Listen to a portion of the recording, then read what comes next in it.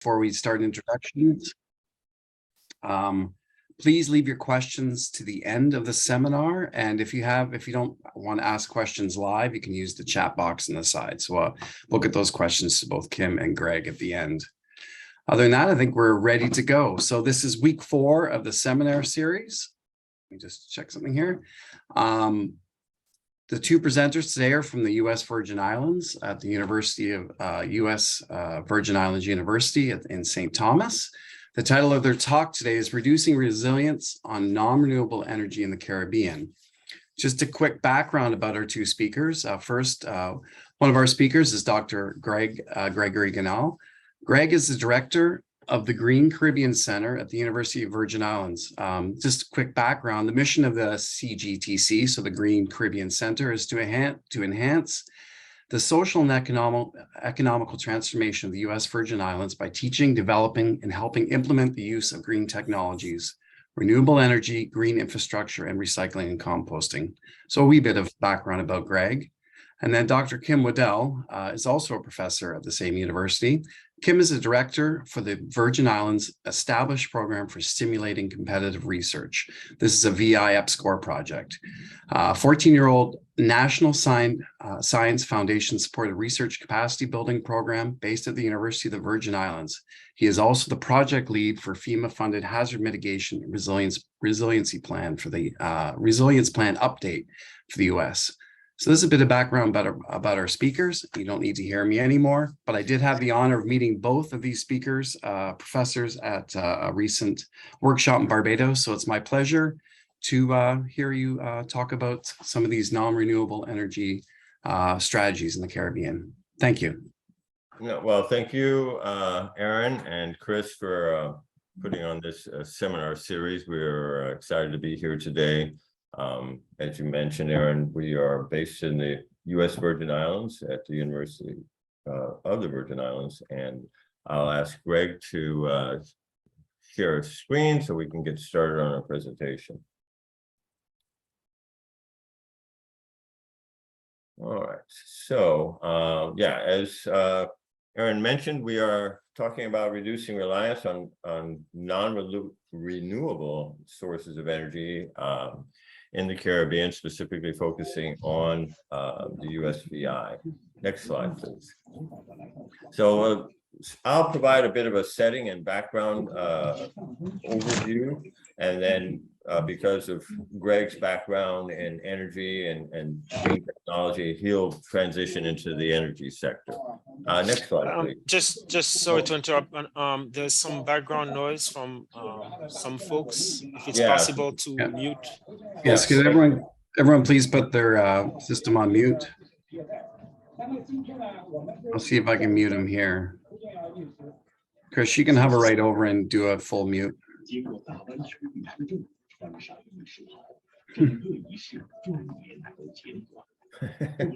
It's interesting. Yeah. One sec.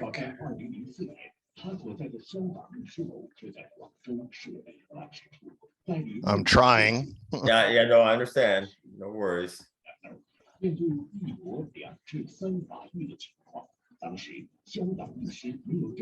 Chris, click over participants, and then you can go down and right over. Yeah. And then scroll down, and you should be able to actually Find out who the problem is.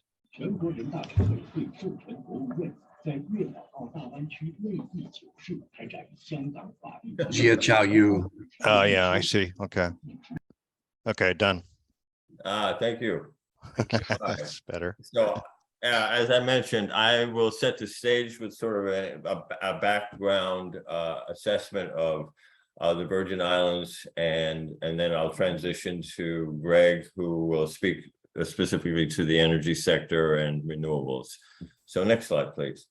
So a quick, for those of you who aren't familiar with the Virgin Islands, we are in the Lesser Antilles, or northeastern Caribbean. We are a series of actually four populated islands, but the 3 main islands are St. Croix to the south there, as you can see, and then St. Thomas to the upper left or upper northwest, and St. John to the right. We have about 88,000 people. There has been a significant drop in population over the last decade or so.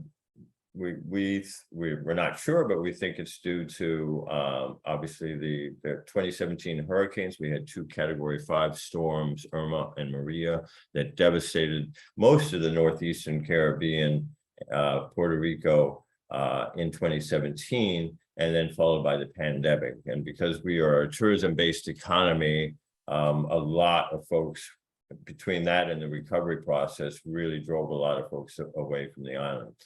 Other demographic details include that about 28% of our families and people live below the poverty line. So actually very reminiscent of urban centers across the United States.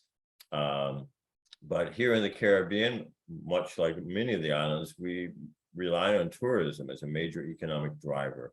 And so, in fact, St. Thomas is the Caribbean as a whole, literally half the cruise ships in the world are in the Caribbean. And so it's a major source of income, and it creates, and I think I heard someone earlier today talk about, they'll speak to this next week. So stay tuned on that front. But anyway, next slide. So a quick energy snapshot. We have power plants on St. Croix and one on St. Thomas, which also covers St. John. St. John is our least populated island. It has about 5,000 people, whereas the other 2 islands have about 40,000 people. And a big reason for St. John having such a low population is that it is about 65% national park. So, however, our energy expenses, as you can see in the second bullet, is about 40 to 45 cents per kilowatt hour. And this is much higher than the mainland United States. And so there is actually a real stress around the cost of energy in the Caribbean, as well as in the Virgin Islands. Unfortunately, we have a lot of blackouts, and our system of energy distribution is very fragile. It actually held up okay under Fiona, unlike our neighbors to the west in Puerto Rico. But as it stands right now, about over 90% of our power production is still coming from propane and diesel. And so it's not very sustainable. We have 1 solar farm on St. Thomas, 1 on St. Croix. They were both heavily damaged in the hurricanes of 2017, but they are being rebuilt. And energy security, as a consequence, is really on the top of everyone's mind, whether it's affordability, stability, and reliability. It's a challenge, and I don't think we're that unique within the Caribbean. Next slide, please. So just one of the things that's unique about the USVI is that we have an incredibly high rate of emissions per capita, and so we are just below Japan, which is a highly electrified, highly developed first world nation. Trinidad and the other countries in blue on this graph are all in the Caribbean, and I think Trinidad's numbers really are impacted by the fact that they are a major oil producer and processor, and so I think that's what takes them to where they are on this graph, whereas the rest of the islands, I think, are much more typical from St. Kitts all the way down to Haiti of the emissions. And so our territory is very much like the United States. We have far more cars per capita than most of the rest of the Caribbean. We rely heavily on electricity. There's a lot of, like I said, habits that we've picked up from the United States that play out here in the Caribbean. Thank you. Next slide. So one of the challenges of being a small island or small series of islands is that we have a lot of competition for land use. And so you see on the left, these are the island profiles from 1985, and it looks at land cover. And you can see at the bottom of the screen, we have all the different uses of land use, with the green and light green being sort of natural or forested areas. And if you go to the right and you look at 2018 over a 30-some-year period, you can see the amount of development. And what this means, we'll talk about a bit more in the seminar. But the fact is, this really reduces our ecosystems. It's highly fragmented. They are also compromised in other ways with development. But the fact is, we have not a lot of land to work with. And so when we look at future development, whether it's solar farms or anything else, we're going to see some competition there. But I think the loss in ecosystem services, the benefits we get from nature, really plays out on land, but it also has impacts on the ocean and beaches. Next slide, please. So one of the ironies or interesting developments is that you've got three lines here. One is the population, which is in the black dot and dash line there. And then we have development and built areas. And you can see that over from 1965 to 2020, we've seen a steady increase in development across the territories, whether it's housing, roads, power grids, et cetera, all the infrastructure that supports a modern society. Meanwhile, the consequence is that we've seen a reduction in the number of acres that have been left intact, which is the green line at the top.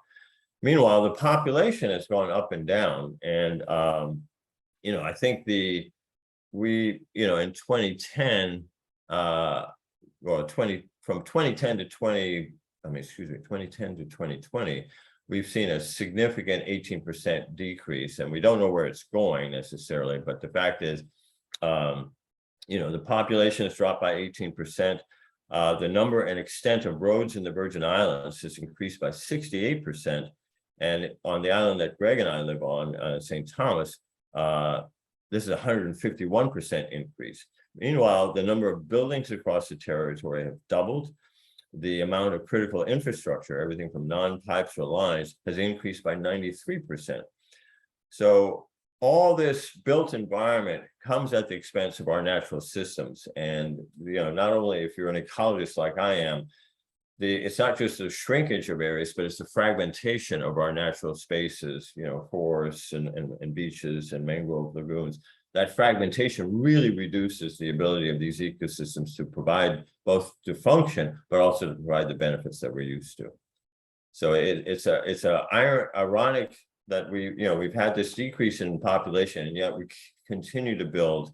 And one of the issues that we face across the territory, including in the energy sector, is our capacity to manage and sustain and maintain that infrastructure over time.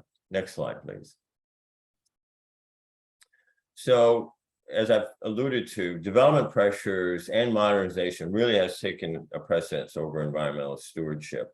And this is just an area where you can see they're literally clear-cut the hillside to create, a foundation for either a housing or a small, business development in this part of St. Thomas. And one of the things that this environmental stewardship, the challenge we face there is that, and I'll allude to this later, the change in our population from, say, the 1950s to 1970s, when we transitioned from agriculture and primarily sugarcane production and what have you, and small agriculture, and we were fairly self-sustained as far as our food production and everything else. But in the early 60s, we made a sharp, hard transition into in industry and tourism. And so for St. Thomas, we went tourism. For St. Croix, which was our sort of our breadbasket because of the terrain, we switched to oil refineries and major industries, and we really eliminated a lot of agriculture production. So our food security has been jeopardized by these decisions, but the influx of people from other parts of the world, primarily the Caribbean and the mainland, has really diversified both the culture and ethnicity of the islands. And so we have a much more diffuse island or Virgin Islands identity. And that really plays out differently. When people come from different places, their they don't necessarily share the same sensibilities around the environment or protecting it, whether it's around conservation or sustainability. And so consequently, our attitudes across the territory aren't necessarily as uniform as they might be in an island that has relatively intact populations for many generations. So it's one of the things that's played out here in the VI, and consequently the government also, because, you know, in theory we're a democracy and, you know, people vote according to their, you know, values and preferences. The stewardship piece is really diminished here in the VI. Next slide. So as I mentioned, and you know, we are changing our ecosystems, and then overlay all of those changes with climate change, which includes sea level rise and erratic weather patterns, and a number of other things, intensified hurricanes. All of these things are really putting stressors on our ecosystems across the Caribbean, but specifically here in the Virgin Islands. And so you know, whether it's coral bleaching because of sea surface temperatures, or you know, beaches disappearing. I mean, one of the key things throughout the Caribbean is that sea level rise really threatens a number of our beaches, which are iconic and moneymakers because of the tourism. And so there's a number of things that are at risk here with climate change, and it's only going to get faster and worse over time if we don't adjust our behavior and our expectations. Next slide. So, you know, not unexpectedly, those of you who live in the Caribbean or do work here in the Caribbean, the impacts for our natural hazards, you know, are getting worse. Again, the intensified hurricanes is one example. But actually, when we get these unique or just heavy rain events, because development has created a lot of impervious surfaces on our hillsides, it actually channels a lot of the rainfall instead of absorbing it into the soil or getting, you know, the leaves and the branches of trees and grasses slow the erosion and flow off the hillsides. But when you have impervious surfaces like driveways and roads and so forth, it actually accelerates the amount and the rate and volume of water coming down the hillsides. And so most of our communities live along the coast, and this is throughout the Caribbean. Something like 80% of the population lives, you know, at low-lying areas along coastal areas. And they are the ones that get all this rainfall and flooding events coming down the hillsides to generate the kind of photos you see on the left. And then, you know, add in the infrastructure maintenance issue, which, you know, everything from cleaning culverts and guts, and, you know, and keeping debris out of natural, you know, ephemeral rivers and what have you, that adds to the flooding intensity and depths that we see. And then again, because a lot of folks live along the coastal areas, they are vulnerable more and more to these flooding. And of course, this has serious and significant economic impacts. So again, I don't think it's unique to the Virgin Islands, but it's, you know, small islands, we see a lot of this. Next slide. So as I've alluded to, you know, it's not just flooding as you see in the upper left and lower left. Hurricanes obviously can impact a lot of our infrastructure, including power, which Greg will speak to shortly. But at the same time, only in the last few weeks have we snapped out of, and we're not completely out of a drought, but we've had a drought for probably close to a year or two. And the upper right, which has its own economic consequences, because here in the Virgin Islands, we rely on a mix of cisterns where people will use their roofs to capture water and store it for home use. But our towns and more urbanized areas use you know, public water systems and distribution. But when we end up going into drought, many of our homeowners, which is, I would say, most of the homes in the territory, rely on water delivery. And the lower right is a picture of a water truck, presumably on its way to deliver water to someone's home or neighborhood. And our water costs, you know, range from 4 to upwards of 10 or 11 cents a gallon. And so people have, you know, these trucks have about $500 worth of water. Well, for our population, this is a significant hit. So these climate change impacts have a lot of cascading effects, but a lot of them hit us in our pockets. Next slide. So now I'm going to transition to Greg, who's going to talk a little bit about the energy landscape here in the Virgin Islands and its relevance across the Caribbean. So Greg. Yeah, thank you, Kim. So what Kim presented so far was a bit of a background to kind of put in perspective not only where we are and the type of stressors that the Virgin Island is under. When we're thinking about renewable energy, we tend to think about climate change mitigation. Let's invest in other type of form of energy to reduce the amount of greenhouse gases.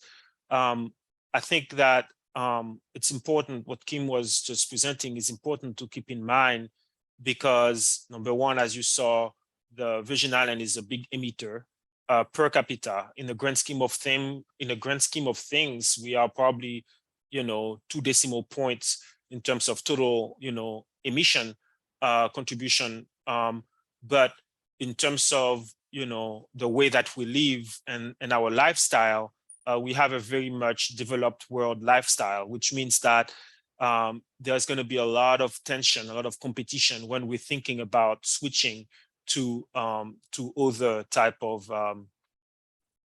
of energy sources.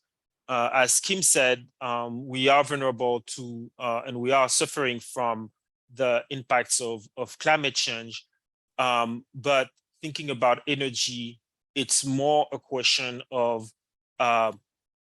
reliability, affordability,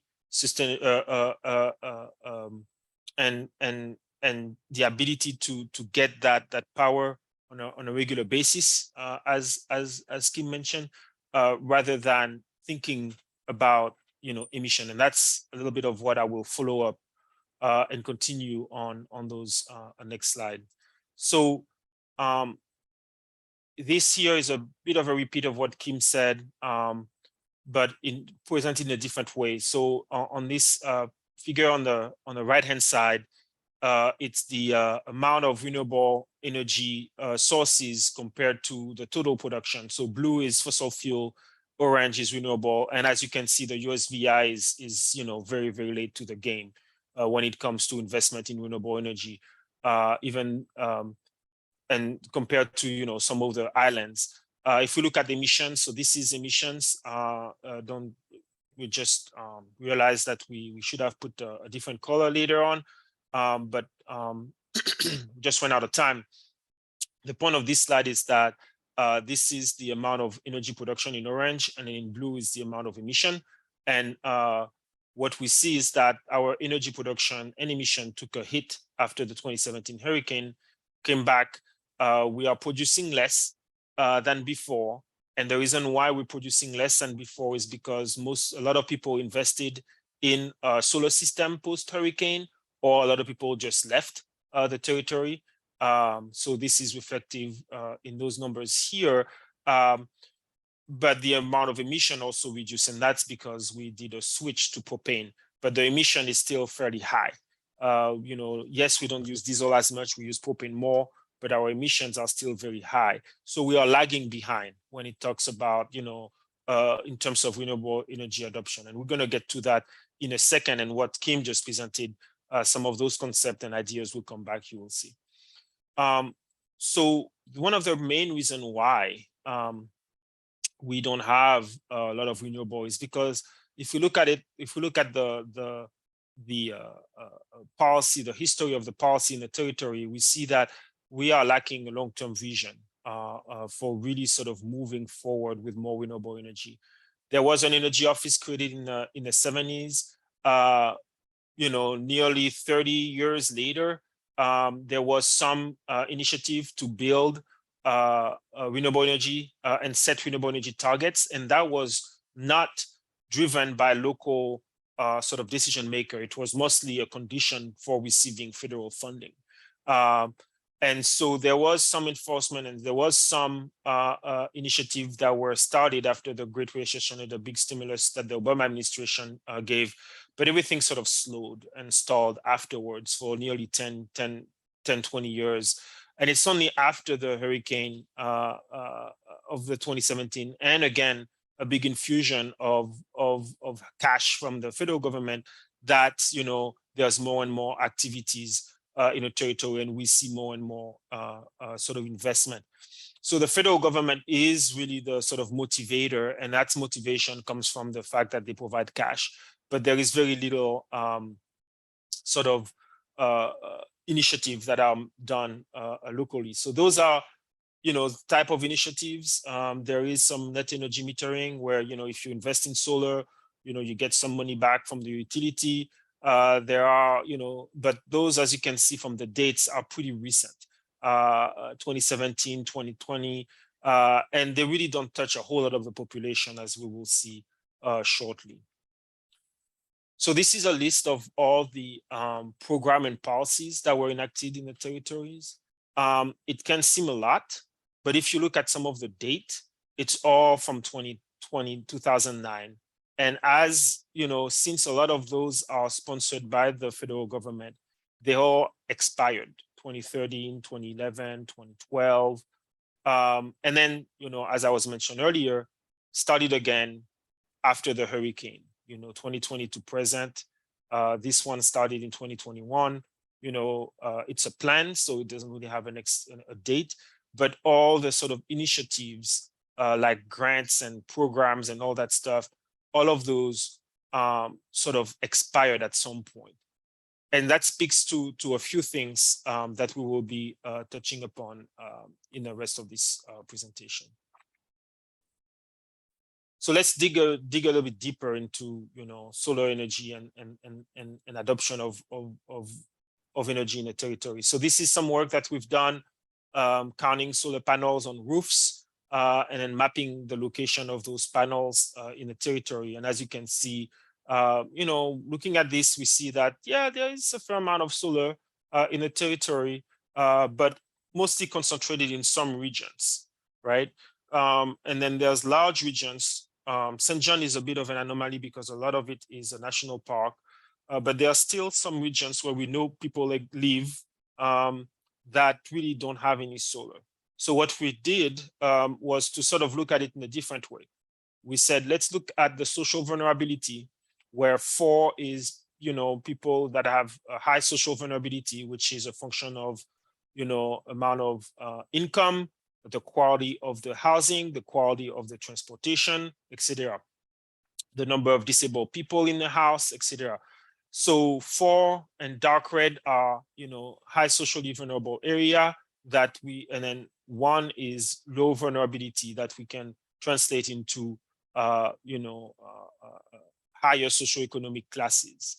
And so what we see is that there seems to be a concentration of this system in regions in general with higher socioeconomic classes than lower socioeconomic classes, going back to, you know, all these regions with a fair amount of people with very little systems compared to, you know, some of those regions where you have wealthier people with higher concentration of solar system.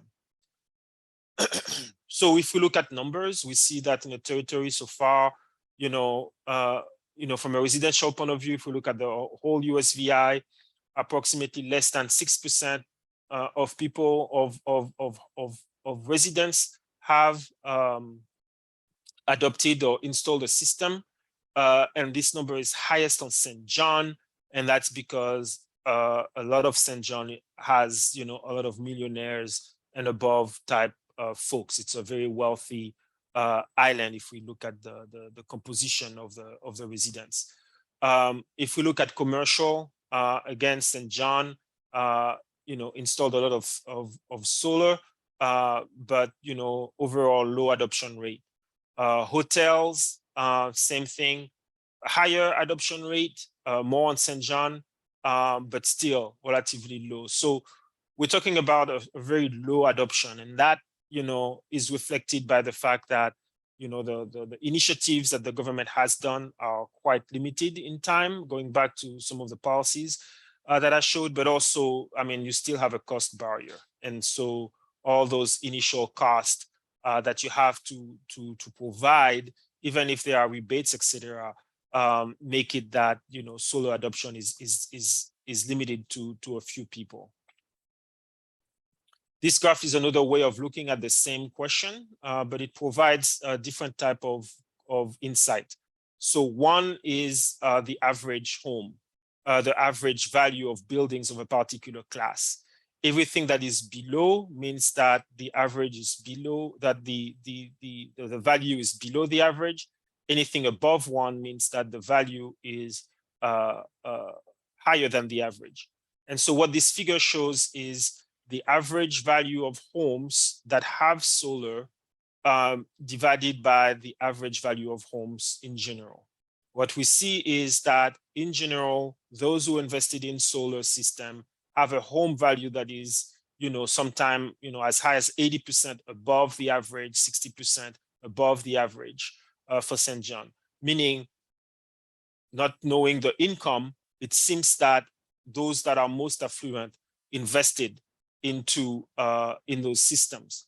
The situation is slightly different for commercial, hotel, industrial, where it's mostly those, especially the hotel and the industrial buildings that have values less than the average.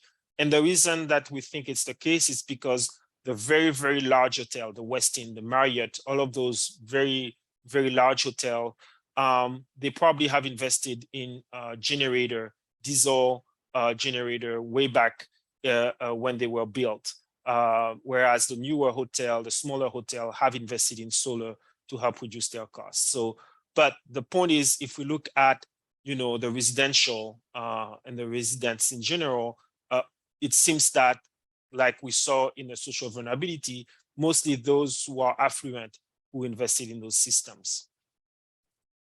So what that means is that there are some inequities. We like to think about, you know, renewable energy being the solution for climate mitigation, for disaster risk reduction, et cetera, but we cannot ignore the economics of investing in this. And right now we see that when the motivator for investing in those systems is mostly federal, you know, in terms of any type of cash the territory receives to promote comes from the federal government, and you know, any type of tax rebate or anything like that is also coming from the federal government.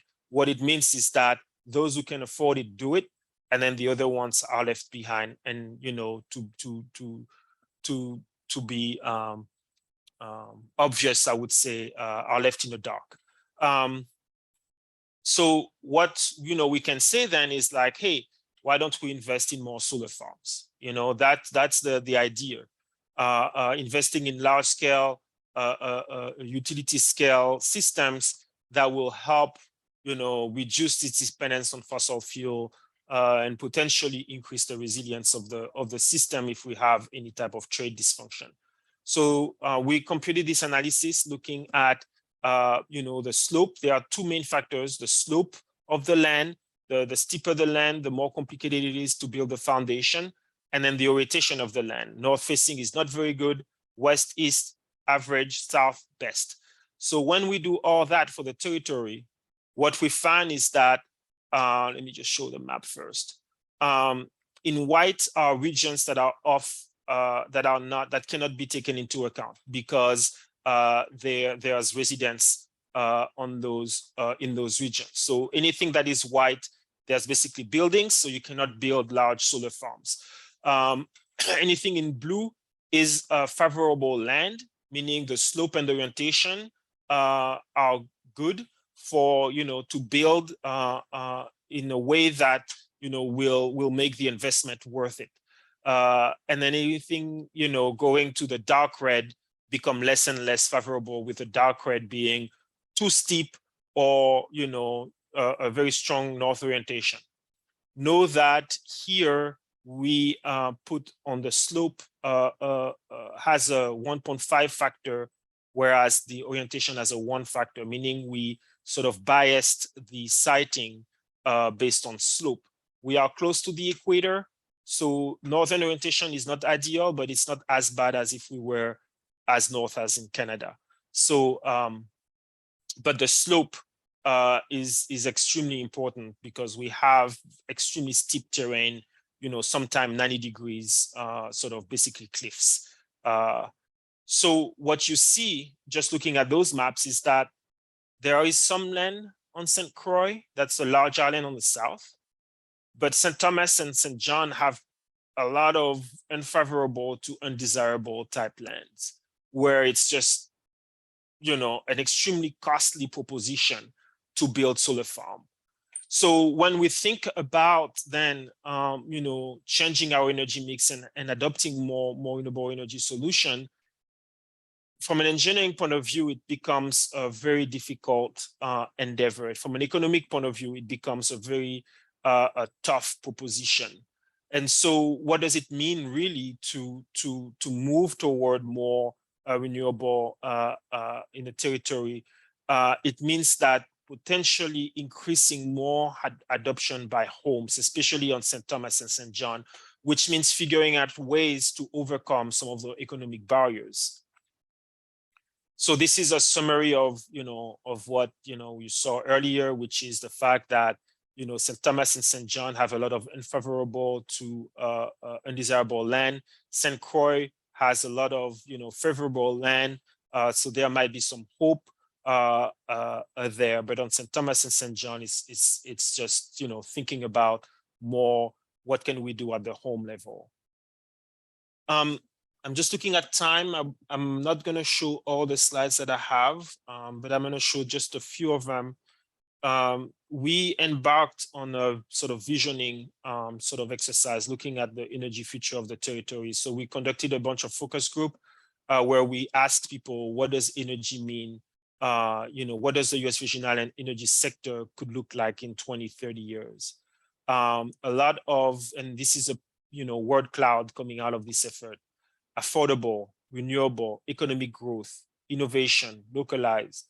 We see word like green or word like self-sustaining, but we don't see a whole lot of things related to climate, related to a reduction of emission.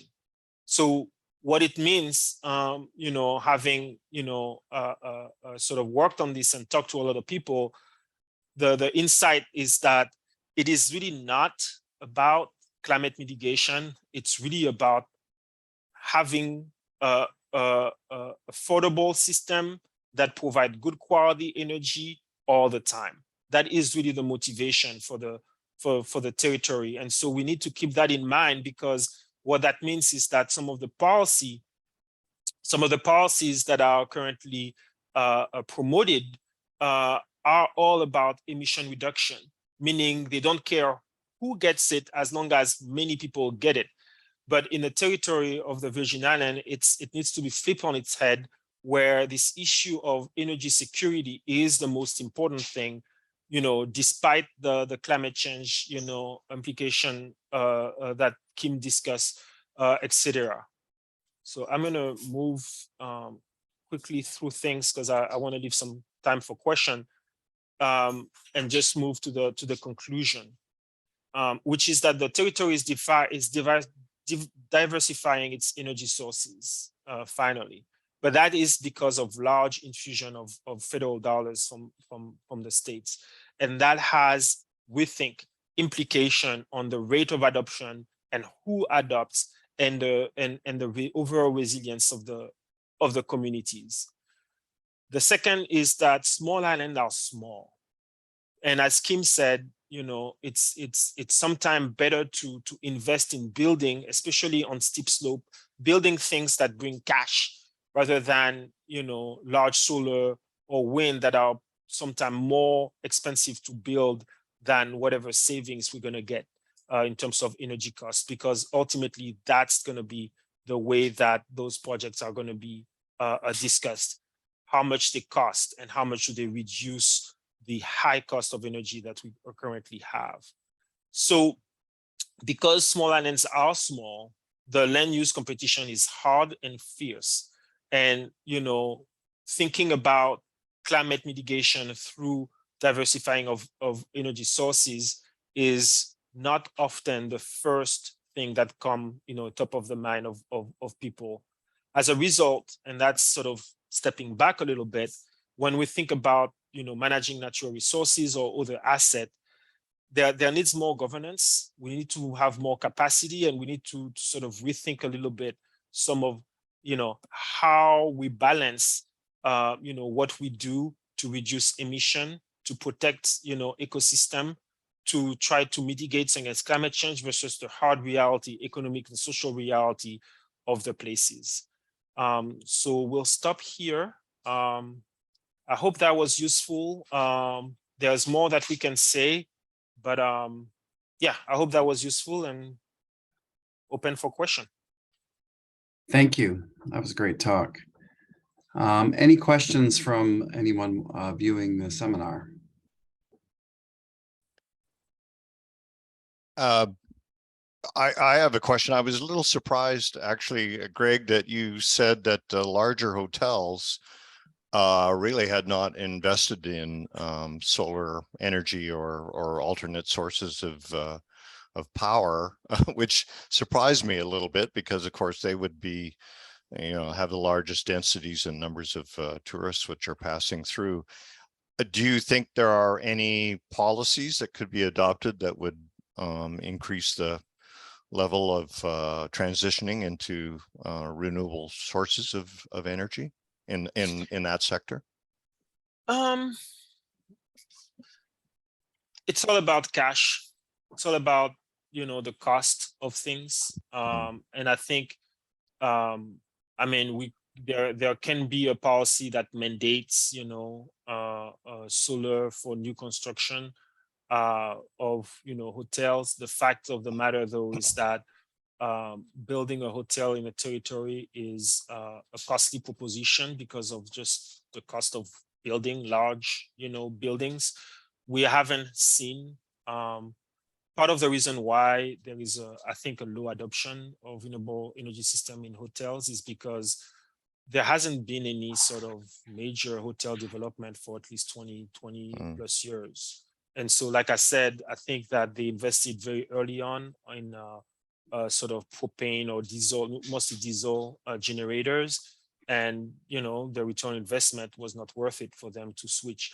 And it's just very difficult to build a hotel here. And so I think that there is some push to build new hotel, especially since a fair amount were destroyed by the hurricane in 2017. So I can imagine that given the recent big, strong incentive that the federal government passed, I can imagine that those new hotel will definitely, invest in solar. But yeah, right now it's very difficult to tell them to switch the way they get power. Okay. Aaron, can you see there's a comment from Ted? Yeah, I think Ted, you're ready to, I think Ted's going to ask a question. Okay, you guys probably don't know, but I work all around the world with the tourism industry for the world tourism. And I think that we're all captive of our own regulatory systems. So I was just going to throw a couple at you that I think are interesting. One is El Hierro in the Canaries, which about 20 years ago, with the government of Spain backing them, shut off all electricity or all gas and oil imports to the island. And they essentially fostered them to become 100% off grid using wind, solar, and being lucky enough to have a small lake far up in the mountains, which they used as their principal energy reserve. Now they're small, 10,000 people, and they also, over several years, gave them enough money to get rid of all of their gas-powered cars and bring in instead electric ones. The second example I have for you is the Maldives, where we were doing work a few years ago on establishing the criteria for new resorts. And they essentially came up with one of the strictest sets of rules in the world. And that's a major part of their economy. And it's new, it's only for brand new resorts. And they have tried to get them to go 100% solar and failed. And the reason they failed was that they could not create solar panels that didn't look like solar panels. And there was a real resistance to have solar panels that looked like glass rather than brick or thatch or whatever they really wanted. And they're still working on that. They're trying to pay people to do it. And the final one, which I will address next week, is that when the cruise ships come in, they bring all their own power and all their own water and all their own food. And certainly it is one way to offload your energy and water shortages to somewhere else. But it works best in places that have their own renewable energy. And in fact, Alaska mandates that. They plug in when they come in, they stay plugged in, and they don't go on their fossil fuel systems until they're at least several kilometers from shore. So there's a lot of places around the world worth looking at. And since I understand the constraints you have with trying to rebuild old systems, I'm sorry, I do this all the time, but in Bahamas, we had a hell of a time getting one of the most wasteful energy hotels in the planet to keep having to keep the windows open because they kept the air conditioning so high and the water was running down the outside windows.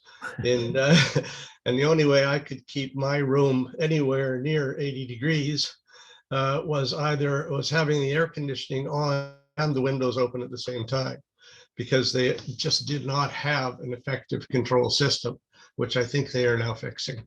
Anyway, so what I'm really asking is, to what extent is it possible, at least for new builds, to get new approaches so that the stress on your energy grid and on your system is in fact reduced? Yeah, those are really, really good points. There's a few things that come to mind. The first one is, first of all, it's going to be difficult in St. Thomas and St. John to think about 100% solar. We just don't have the land. And every land is more valuable to build something other than a farm. Even the Department of Energy, when offered free land, just said the slope is so high that it's not competitive right now. It's not worth building a solar farm. It's just too costly. So we need to keep that in mind. I think St. Croix is a possibility for what you said, about the Canaries. But St. Thomas and St. John is a different issue. And a cable from St. Croix to St. Thomas and St. John is impossible because of the water depth. The pressures are just the too difficult to work with. Right. So I just want to mention that what works over there is a good inspiration, but sometimes you cannot just copy paste. In terms of the cruise ships, the beauty and the advantage of Alaska is that it's Alaska and there's nothing else around. Yeah. So either you go to Alaska or you don't go to Alaska. Whereas us, if we say no to something, the other islands are going to say yes. There was an example when I was in South Florida. Miami Beach passed a bunch of laws and regulation. Every building needs to be certified this and certified that. And Surfside nearby said, no need for certification. You want to build? Come over. Now it's Miami Beach, so people still build there. Yeah. But Surfside did see an increase in the amount of new buildings because they were lowering. So the competition among islands. So for the VI, we floated that idea, and there was almost immediate a pushback of any type of regulation that they impose. Somebody else is going to say, come over, because COVID has been a good thing for the territory because we are US. So there was a lot of Americans who came for vacation. But now that the borders are reopening and the market and we are facing even a recession, there's going to be a fierce competition to attract those tourists. And the more, regulation and sort of barriers you create, the more some people will be reluctant. Now, the last thing I want to say real quick is that all that said, I agree with you. And in all the stuff that you said, what I see is a strong local government who sets long-term barriers, long-term goals. Like I said, ecosystem stewardship is not on the top of the mind of people. in the territory. It is not. The major driver is economic development. We have a high rate of poverty, etc. And since we are an American territory, the models for development are whatever the federal government and the federal agencies and the American think tank say is a good way for development. And so, yeah, I think I don't need to continue on that point because I think you know where I'm going. You're Kim, you all wanna say something? you are very correct. And there are some technological advances happening that may help change that. I was at a conference a year ago in Paris where they're talking about spray-on solar for every building. And you really, and you retrofit virtually everything. You don't have to take other space. Not here yet, but coming. But you're very right. The trying to get the locals to value environmental things as a key to their overall planning and management is always a very big challenge. Yeah, and I think the example you mentioned from, Spain and the Canaries, I mean, that took serious government leadership and funding. I mean, it's one thing to talk, it's another one to walk it. And I think Spain stepped up and endorsed it. It was probably at a scale that they could afford. And there's, if we had a similar model with strong local and strong federal policies working in tandem, we could see some radical changes, but we see it constantly. Greg and I work on this hazard mitigation plan, and with the breakdown between the federal rules and regulations that are really designed for the mainland facing local resistance or local cultural and historical differences, really conflate and challenge even the execution of policy or implementation of practices that would be environmentally responsive or sustainable. So it is a mixed bag for us here, but it does start with strong governance. It also starts with, to both your points, this buy-in by the local population to value these things. And as I mentioned earlier in my talking points, we have a really heterogeneous population, both culturally and from around the world, and it's changing constantly. And so it doesn't create that kind of identity and that shared values that I think would promote some of these ideas. Thanks. Thank you for that. Any other questions? If not, I have a couple. Greg, one question, I guess people are probably thinking about this. I've been involved with a couple of projects. One was post-Katrina, working in New Orleans with the Army Corps of Engineers, trying to propose wind farms offshore. I live in Salem, Massachusetts. A lot of pushback for the last 15 years, but it looks like Cape Wind is a go. Is there an approach, or is there anything in the hopper per se for U.S. Virgin Islands and offshore wind? I've heard things. That's something that we haven't delved too much into. One of the challenges that we have, one of the advantages that we have, is that we have a very narrow shelf. So that means that we don't have storm surge that the east coast of Canada or the east coast of the US is seeing. The disadvantage is that we have a very narrow shelf. So building anything requires going in very deep water real quick, which makes everything expensive. The other advantage that we have is that marine environment is a beautiful one. So we have a lot of tourists. The disadvantage is that, Nobody wants to see it. Nope, nobody wants to see it, especially when your market is borders. I mean, people fly from all over the world to sell in the waters of the Virgin Islands. So a structure bigger than the Eiffel Tower, it's challenging. Yeah, that's what I assumed.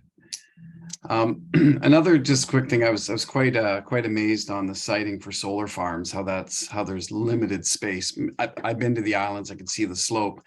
Is there any incentives for farmers to include solar strips or solar farms I have a farm. I was approached years ago to take one of my fields over. I decided to not to put a solar farm. Looking back, I should have, because the money coming in, the incentive, I probably make more money on that field through a solar farm than I would in growing my crop. Yeah. First, lucky you to have, a farm. It's something very nice to grow food. Second, I would say this I'd say more in is, St. Croix.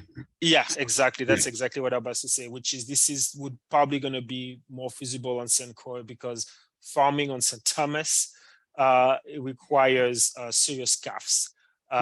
And it's a difficult proposition. The people who are doing are eking a living, and they will face the same issue. So anything solar on those land is going to be probably enough for their pumps and whatever, but nothing to have a serious impact on investment. So the slope factor becomes an issue again on St. Thomas and St. John. And most of our farmers are very small. I mean, we only have a handful of larger farms, and so they are struggling. That they're undercapitalized to almost across the board. I mean, I would say something like 60+% of our farms are under 2 acres. And so, people are doing subsistence farming, they are doing farming for trade, but it's very meager income coming. We only have about declared $3 million to $4 million of agricultural production. And we only produce about 2 to 3% of the food consumed in the territory. Farming has just fallen off the cliff. And to your earlier point, the St. Croix is probably the most, and we have acres and acres of agriculturally designated land on St. Croix, but it's basically overgrown with a variety of bush and invasives, and it has real potential, but no one's actually working that land, and so it would be an opportunity to pursue or to consider, but right now the interest in farming is minimal. We have a lot of underutilized ag land, and the farmers, for the most part, that are practicing are just undercapitalized for the most part. Okay, we have time for one last question. I think then we'll sign off. Any more questions from the group still online? If not, I'd like to thank everyone for joining. Just one quick thing. So both thank you to Greg and Kim. Great talks. Just in conclusion, seminar series number 5 is next week, same time on October 19th. You can see Edward Manning is on the screen there.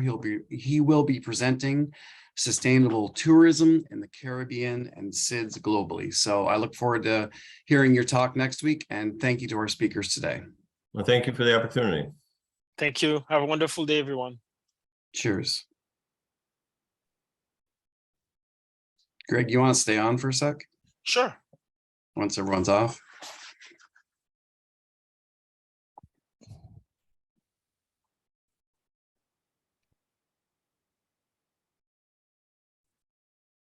Chris, I have no idea why. While I was starting, it just said Chris is now host. I'm like, why? Yeah, I'm not sure why that was the case.